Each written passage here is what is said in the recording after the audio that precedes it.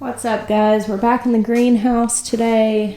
It's actually the morning after the last video I posted, so we haven't made any progress on like the table or anything, but today is a nice sunny day and I have a few hours before I have to be downtown at our stores today with some people down there. We've been working on all the design aspects and starting to do some really visible progress, which is cool. I'll update you guys on that soon.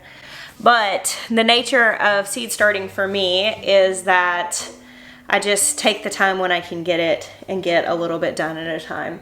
So I'm just going to start filling some pots today, and then even if I don't get the seeds put in the soil this time, I'll have the pots ready for the next time I have a couple hours to come out here and work.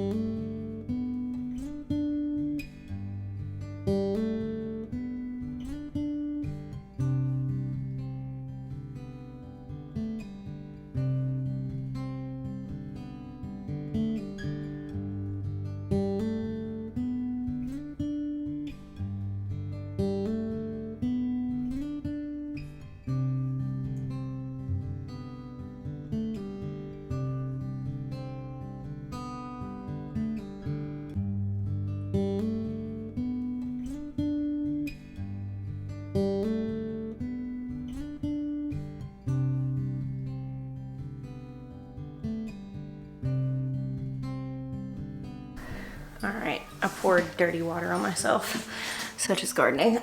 So what I was doing, I unearthed these in my garden trailer.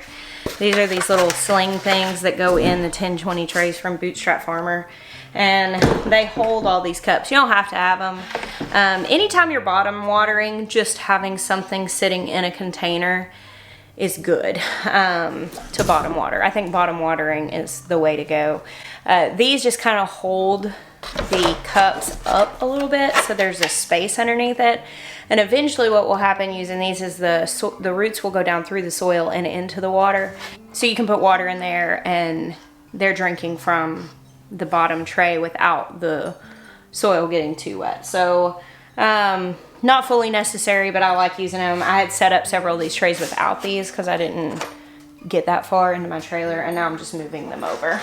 Every gardening year, I remember how much laundry I go through during gardening because I get dressed and then make a big mess. And I had in my head I was going to go into town after doing this, which was silly. Normally, I just put on my overalls to do my gardening and then get dressed afterwards. But, you know, just getting reacquainted this spring with the gardening ways. I'm also one of those people that's just foolishly optimistic and ruin like all my nice shoes because I get home and I'm like, I'm just gonna pop over in the garden for a minute. And I try really hard to not do that, but it still happens. I'm enthusiastic. I'm just excited to get out there. So these are all pepper seeds that I started last night while I was chatting with Ben out here. And obviously none of them are coming up because it hasn't even been 24 hours. I did check because I can't help but excitedly look. However, some tomato seeds that I put in like a week ago, I only started like 8 varieties, my Wild Boar Farms varieties.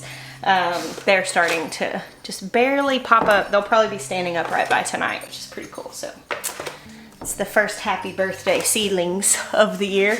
You can really barely see. I don't even know if you'll be able to see on the camera because they're just kind of barely starting to poke through, bent over. I see several of them. We'll wish them a happy birthday this evening. Maya actually asked me to only fill these shelves right now because he knew I was getting started in here and he said I could do half of this, but he's going to be obviously working on building the legs of the table, so he's going to need to clean this out. I think I may move the bathtub out and plant something in it out there. I've just been on the edge about what I wanted to do with that bathtub, but I think I'm going to move it out and let it be a piece in the garden. But he's going to be running the water line through here and setting up a faucet here, and he's going to need to move those shelves. So he asked me not to load them down just yet, which is fine. Honestly, just with the time that I've had, just a couple of hours here and there, it'll probably take me until he's done with that to even fill this whole shelf up with seed starts. So one of the questions I get asked a lot when it comes to seed starting is how I handle labeling. And there are all kinds of different opinions on this and people who do different things. I use these little plastic tags, and while in a lot of cases I do try to limit like one-time use plastics, there are some things that I've tried to do other stuff and it has been so massively inconvenient that I've gone back to this. Now, a lot of these are real worn looking and they'll have like a faded tag from last year on it because I'll reuse them in a lot of cases. But you can, if you have like some old blinds, you can cut them up. I've seen people do that. I have tried using popsicle sticks before, but in my experience, they fade really bad and they blur, and a lot of times by the time it comes time to plant, you can't read them anymore. I also, somebody had noted, I actually wrote on the cups, on some of my Bootstrap Farmer cups. I don't mind doing that. I think it can be kind of time consuming. And in some cases I will do that. The other day I just forgot to bring tags out here, so I wrote them on the cups. But I don't usually do that because these cups do last years. I don't necessarily want there to be confusion in labeling if something from last year is still written on it. I use a Sharpie marker and write directly on here. I put the name of the variety, and like I'm writing Arroz con Pollo here and pep, which is pepper. I have tried before to keep up with like colors and all that stuff, but frankly, it's just another thing to keep up with, and it gets confusing. I want to be able to put the seed in the closest pot and use the closest label and just have it done. So that's why it's sort of a smattering of all colors here. I like colorful things, but there's no order to that. These labels are not necessarily what I use to keep up with things out in the garden. Sometimes I will go ahead and stick this label in, and in some places you can still read it by the end of the season, like in the high tunnel where there's some protection from the sun. In some places they end up just getting buried in the garden, and I don't love that. So what I usually do for the garden when I move everything out is I will make a video on my phone, and I will say, like, I'll video just for myself, nobody sees it, the row, and I'll go down and say what each thing is. So maybe I'll have the label there for that, and then I'll gather them up. I don't necessarily have to keep the label out there, because if I have some sort of record that I can go back to and see what plant each thing is, then I don't have to have a label. So I actually don't label a whole lot in the garden, aside from maybe sometimes sticking these things in with the plant. And usually halfway through the garden season, once I have referenced this label multiple times, I know what it is. At that point I can remember it. And of course I have the luxury of that. I'm doing garden tours weekly and stuff like that. I have a lot of videos that I can reference saying what things are. So I have enough record. You could also make a drawing of where everything is. To me, it's just a lot easier to make a master drawing or record or video or whatever when you're planting things to keep up with and reference, rather than relying on labels to reference. Because people have told me grease pencils and special different types of markers and different things like that. But in my experience, especially living in a place that's just so hot and sunny, after months of sun and water and just exposure to the elements, not a lot holds up to that. And yes, like you can make like little metal labels that are stamped, and I've had those in a small garden that may work, but in a large garden, it's just not feasible to do that. So anyway, that's what these little plastic tags are. I'll put a link to these. It's just what I've used for a long time now, and maybe something better will come along and I'd be open to it, but this is just what works for me. So I kind of feel like this is somewhat boring content, but I still make it because, I don't know, it's kind of peaceful. This is my peaceful place. And if watching this holds some of you over to when you can start your own seeds, I'm glad to share the time with you.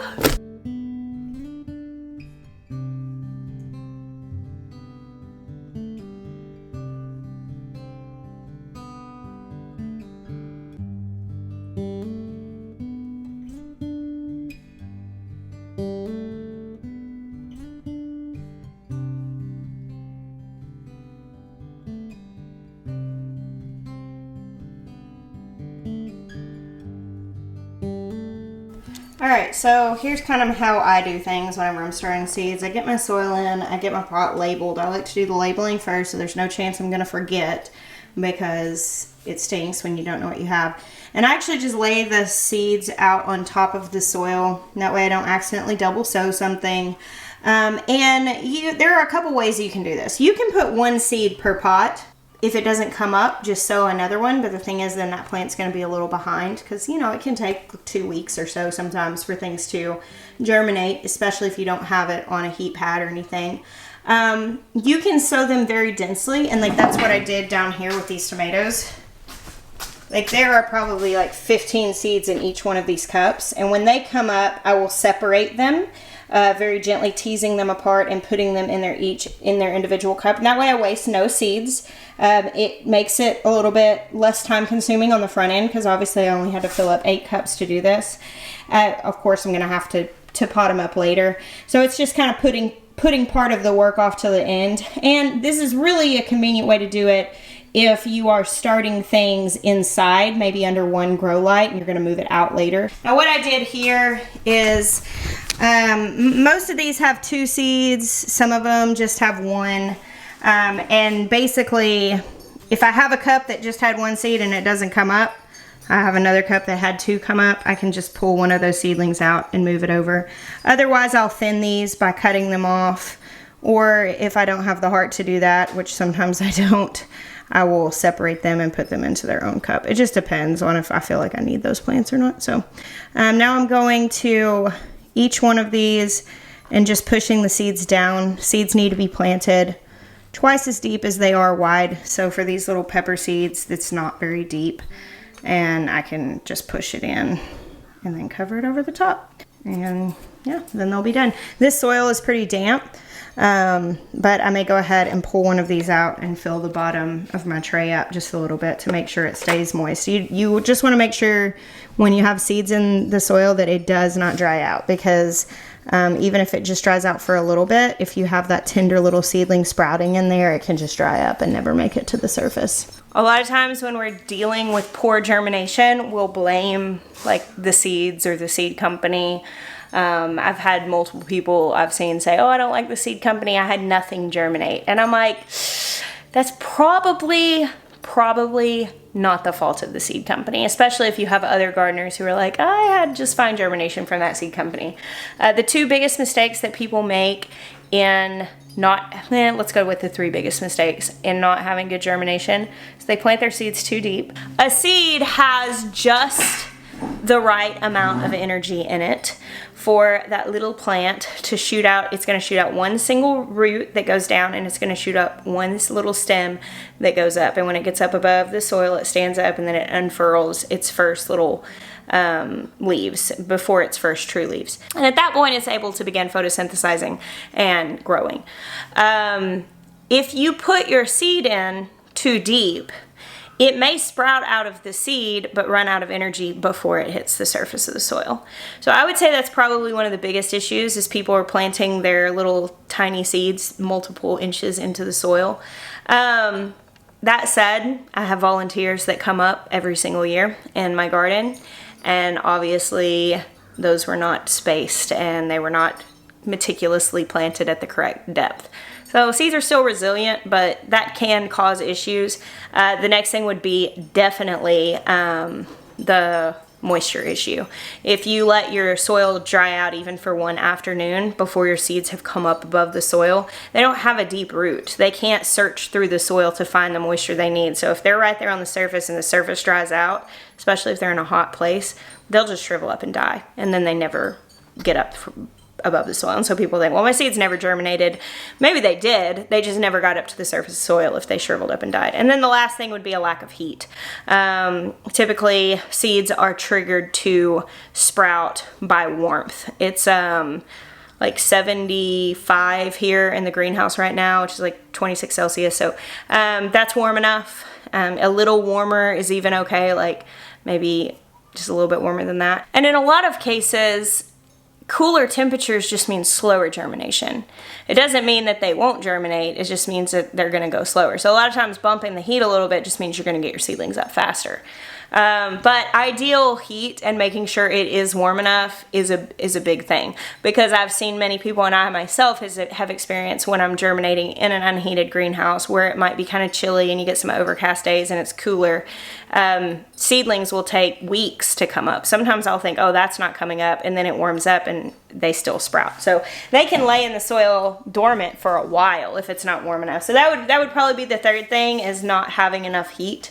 Of course, it's not difficult to have enough heat. One little heat mat, or most of the days being like in the 70s, is sufficient. So anyway, I'm gonna plant these now.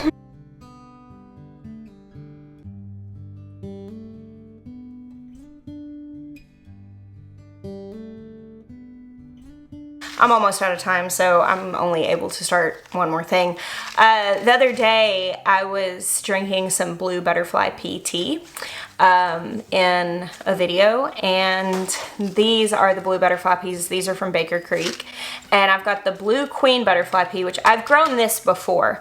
It's really beautiful, and the pollinators love it, but you can harvest these and make this really amazing deep blue tea, which I knew this and I just completely forgot about it. I've never done it, but multiple people commented that if you add some sort of acid like lemon juice to it, that it actually turns like a vibrant like pink purple. So I'm gonna actually try that today with the blue butterfly pea tea that I have. These climb really well and do an arbor. They're really beautiful. So I'm gonna do these. These are a new one that I've seen. I don't know if they've carried this and I just missed it, or if it is new this year, but they have a lavender queen one, which is a really pretty color, and it's stated that it is a natural food dye and makes a soothing tea to calm the nerves. So I am using these little 6-pack cells here, and I'm actually going to start an entire tray of these. I won't plant all of those in my garden, but a lot of times whenever I'm starting something that I really, really like, I just go ahead and start extra. Because I have so many gardeners in my life and I love to share things. And while it's great to share seeds, it's even better to share plants, because you're doing one of the steps for people where, you know, they just have to put things in their garden. So a tray of these I think will be fun to have.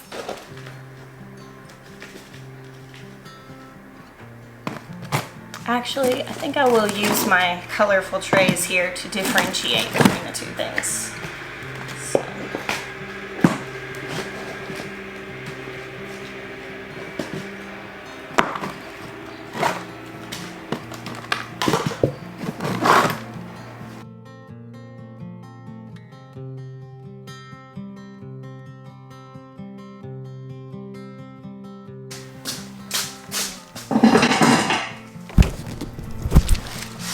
If memory serves me well, these took a long time to germinate. It's been a while. I've never done the lavender ones, obviously, but the blue ones, I've only direct sown them in my garden, and it's been a couple years since I did that.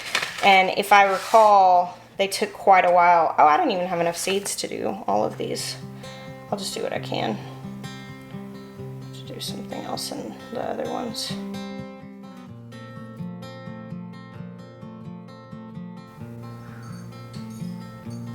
So somewhere I have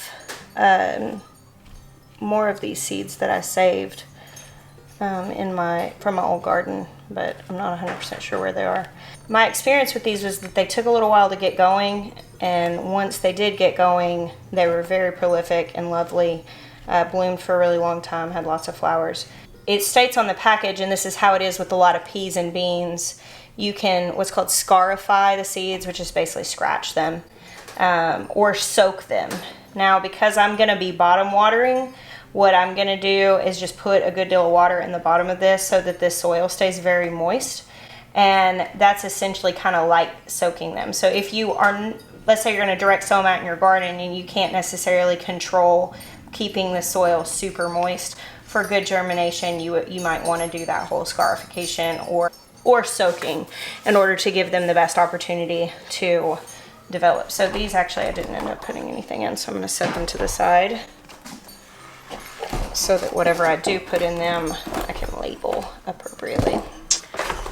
That's exciting. I'm very excited for these. I've really been enjoying that tea, which I just actually bought that because I haven't grown blue butterfly peas since I was in Arkansas. And yeah, I'm excited to have that in the garden. Well, I'm out of time. My greenhouse time comes in spurts. I gotta take it when I can get it.